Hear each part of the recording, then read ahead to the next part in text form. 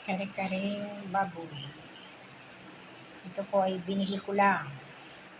Tingnan po natin, i-review natin kung ano ang laman ng kare-karing baboy. I-review natin.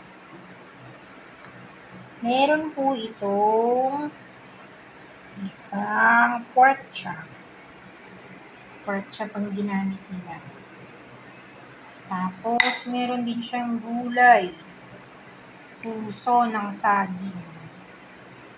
Puso ng saging. Talong. Ilang pirasong sitaw. Tikman natin ang sauce.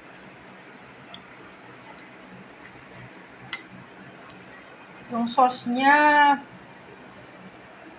maalat. Hindi na siya dapat lagyan ng bagoong. Medyo naalat yung sauce nila. Tapos, marami siyang palapot. Marami siyang slurry. Hindi siya gumamit ng peanut. Siguro meron to konting peanut butter, pero mas marami ang harina. Tsaka, medyo nasobrahan ng alat. Ito po ay binili ko lang, hindi po tayo nagluto ngayon.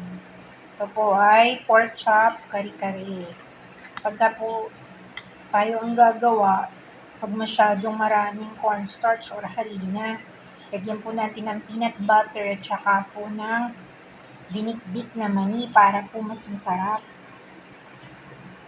Ang kanya pong ginamit ay pork chop.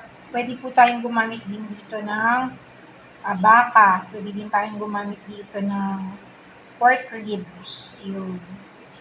Yan po ang review natin ngayon sa ating nabiling kare-kare. Yan. Pagka po nagmamadali kayo, yan. Tapos, meron tayo ditong kanin. Yan, sinain ko na yan. Yung kare-kare lang po ang binili ko. Yan, kasi wala na tayong time. At, mayroon po tayo ditong saging. Yan po ang ating lunch for today. Kapag po ang inyong kare-kare ay malasa na, wag na nating lalagyan ng bagoong.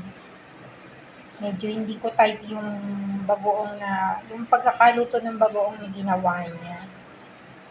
Masarap po kasi sa bagoong yung niluluto talaga.